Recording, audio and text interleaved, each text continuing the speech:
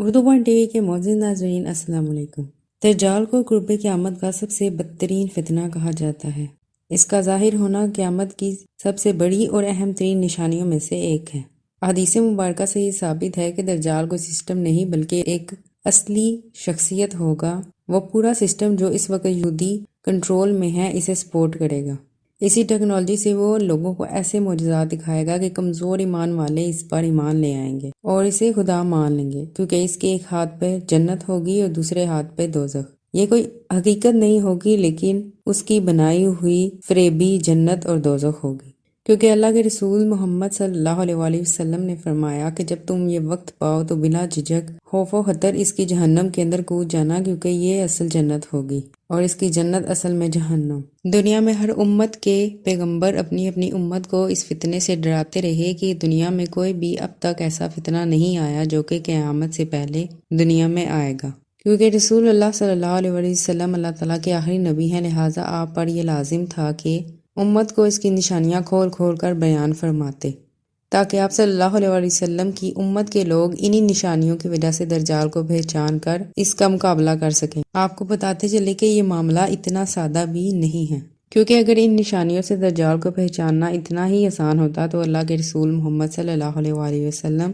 ہمیں کبھی بھی اس فتنہ سے نہ ڈراتے اور خبردار نہ کرتے۔ دجال کی نشانیوں کے اندر اس کا بائیں آنکھ سے کانا ہونا، اس کے گھنگریالے بال اور اس کا گندمی رنگت اور اس طرح کی اور بہت سی نشانیوں کے بارے میں ہم پہلے بھی آپ سے ویڈیوز شیئر کر چکے ہیں۔ اب سوال یہ پیدا ہوتا ہے کہ کیا دجال اس وقت بھی دنیا کے اندر موجود ہے؟ اگر ہاں تو کہاں؟ آپ صلی اللہ علیہ وآلہ وسلم نے اس کے قید کی جگہ کی نشاندہی بھی کر دی تھی کہ وہ اس وقت کہاں پہ موجود ہے اور کس وقت دنیا میں ظاہر ہوگا۔ اگر آج انہی نشانیوں کو سامنے رکھ کے ہم آج اس جزیرے کی لوکیشن جانے تو حقائق جان کر آپ بہت حیران ہوں گے، مگر یہ سب جاننے سے پہلے ہمیں ایک صحابی جن کا نام تھا حضرت تمیم داری اور ان کے سمندری سفر اور ان کا دجال سے ملاقات کے بارے میں جاننا بہت ضروری ہے، اور اس ملاقات اور سفر کو رسول اللہ صلی اللہ علیہ وآلہ وسلم نے بھی کنفرم کیا تھا۔ وہ ملاقات دجال سے ہی تھی۔ یہ صحیح مسلم کی احادیث میں بیان کی گئی ہے کہ جس میں ایک صحابی تمیم داری جو کہ پہلے عیسائی تھے، جب آپ رسول اللہ صلی اللہ علیہ وسلم کے پاس ایمان لانے کے لیے حاضر ہوئے تو آپ نے اپنے سمندری سفر کا احوال آپ صلی اللہ علیہ وسلم سے بیان کیا۔ وہ کہتے ہیں کہ وہ اپنی جوانی کے دنوں میں مشرق میں ایک سمندری سفر پر موجود تھے کہ اچانک سے موسم خراب ہو گیا، تیز طوفان اور آندھی کی وجہ سے انہیں راستہ بھٹک گیا۔ انہیں سمجھ نہیں آ رہی تھی کہ وہ کہاں پر موجود ہیں، لہٰذا انہوں نے اپنے بڑے جہاز سے چھوٹی چھوٹی کشتیاں نکالی اور تمام لوگ مختلف جگہوں میں پھیل گئے۔ آپ نے بتایا کہ میں ایک کشتی میں بیٹھ کر کچھ لوگوں کے ساتھ ایک جزیرے پر پہنچا، جہاں پہ ہم نے ایک عجیب و غریب جانور کو اپنے سامنے کھڑا دیکھا۔ اس کے پورے جسم پر بال تھے اور یہ انسانوں کی طرح باتیں کر سکتی تھی۔ ہم اسے دیکھ کے ڈر گئے تھے اور جب ہم نے اسے پوچھا کہ تم کیا بلا ہو تو اس نے کہا کہ میرا نام ہے جساسہ۔ ہم نے پوچھا کہ تم کون ہو تو اس نے کہا کہ یہ سب چھوڑو، میں تمہیں اپنے مالک سے ملاتا ہوں جو کہ سامنے ایک مندر ہے، اس میں تمہارا انتظار کر رہا ہے۔ تمیم داری کہتے ہیں کہ ہم اس شخص کے پیچھے مندر کی طرف گئے اور ہم نے وہاں پر ایک بہت بڑا آدمی دیکھا جو زنجیروں سے بندھا ہوا تھا۔ اس سے بڑی جسامت کا شخص ہم نے آج سے پہلے کبھی نہیں دیکھا تھا۔ اس کے ہاتھ اس کی گردن سے بندھے ہوئے تھے اور اس شخص نے آتے ہی ہم سے کچھ سوال کیے۔ پہلا سوال یہ تھا کہ مجھے بیسان کی کھجوروں کے بارے میں بتاؤ کہ کیا ابھی بھی وہاں پر پھل آتے ہیں؟ ہم نے کہا کہ ہاں آتے ہیں۔ وہ کہنے لگا کہ بہت جلد وہاں پر کوئی پھل موجود نہیں ہوگا۔ پھر کہنے لگا کہ مجھے تبریہ کی جھیل کے بارے میں بتاؤ، کیا وہاں پر پانی موجود ہے؟ ہم نے کہا ہاں وہاں پر پانی موجود ہے۔ تو اس نے کہا کہ بہت جلد وہاں پر پانی ختم ہو جائے گا۔ تیسرا سوال اس نے زوگر کے چشمے کے بارے میں کیا اور اس کے بعد کولن کی پہاڑیوں کے بارے میں پوچھنے لگا، اور آخر میں کہنے لگا کہ مجھے اس امی پیغمبر کے بارے میں بتاؤ کہ اس نے اب تک کیا کیا ہے۔ ہم نے جواب دیا کہ وہ مکہ سے نکل کر مدینہ چلے گئے ہیں۔ اس کے بعد اس شخص نے کہا کہ میں تمہیں بتاتا ہوں کہ میں کون ہوں۔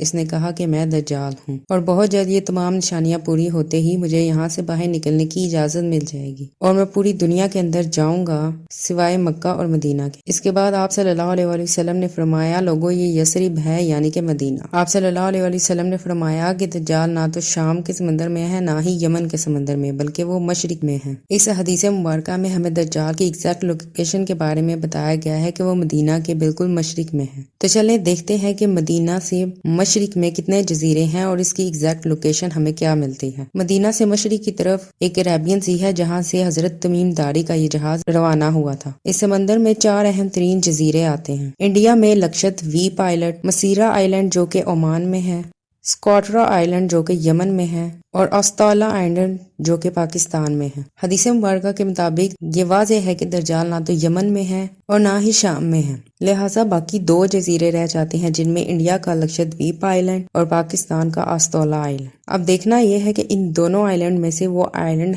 تھا کون سا جس کی وضاحت رسول اللہ صلی اللہ علیہ وسلم کی حدیث میں ملتی ہے۔ آپ صلی اللہ علیہ وسلم کی حدیث کے مطابق اس آئلینڈ پر ایک مندر ہوگا۔ اگر دیکھیں تو انڈیا میں جو جزیرہ موجود ہے وہاں پر اس طرح کا کوئی مندر موجود نہیں ہے، جبکہ پاکستان میں اس اوستالا آئلینڈ پر ایک مندر موجود ہے جو کہ کچھ سالوں پہلے کا نہیں بلکہ 2000 سالوں پہلے کا تعمیر شدہ ہے۔ اگر ان سب چیزوں کو دیکھا جائے تو یہ وہی جگہ بنتی ہے جہاں پر حضرت تمیم داری کی ملاقات دجال اور اس کے ساتھیوں سے ہوئی تھی اور اس کے پوچھے گئے تمام سوالات جس کی نشانیاں اس نے بیان کی تھی وہ اب تک پوری ہو چکی ہیں۔ تبریہ کی جھیل، بسان کی کھجوروں اور گولان کی پہاڑیوں سے متعلق وہ سب کی سب نشانیاں پوری ہو چکی ہیں اور شاید کہ وہ وہاں سے اب تک آزاد بھی ہو چکا ہے لیکن وہ ابھی تک دنیا کے سامنے نہیں آیا۔ اگر بات کی جائے گولان کی پہاڑیوں کی جسے اسرائیل نے شام سے چھین لیا تھا، اس پہاڑی علاقے کی سب سے اونچی چوٹی ہے جبل الشیخ جس کے ایک طرف بیت المقدس ہے اور دوسری طرف اس کے نیچے سے دمشق نظر آتا ہے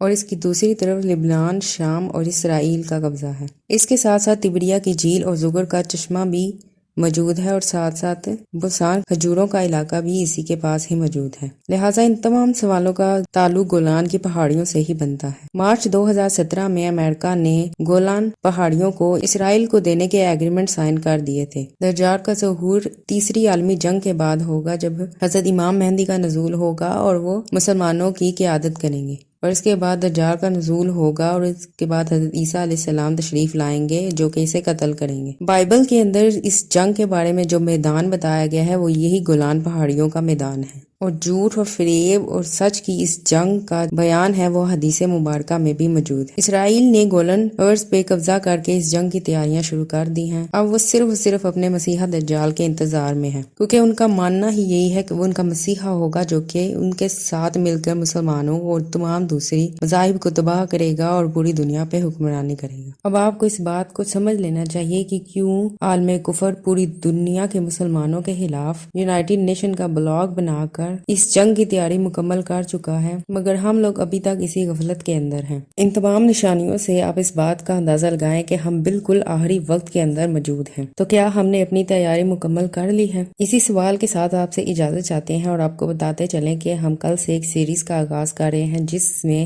آپ کو بتایا جائے گا کہ کیسے یہ دجالی فتنے جسے الومناتی کہا جاتا ہے انڈسٹریز، ہالی ووڈز، بالی ووڈز، ان سب کے تھرو جسے کہ عام لوگ بہت پسند کرتے ہیں، یہ بات واضح کر کے بتائی جا رہی ہے کہ لوسیفر ایک خدا ہے اور وہ اچھا ہے اور ہمیں اس کی عبادت کرنی ہے۔ ان تمام چیزوں کے بارے میں ہم آپ کو معلومات فراہم کریں گے اور اس سے پہلے بھی ہم نے کی، آگے بھی کریں گے۔ ہمیں امید ہے کہ آپ اس سیریز میں ہمارا ساتھ دیں گے، ہماری ویڈیو کو لائک اور چینل کو سبسکرائب ضرور کریں گے۔ ملتے ہیں آپ سے اگلی ویڈیو کے ساتھ، تب تک کے لیے اللہ نگہبان۔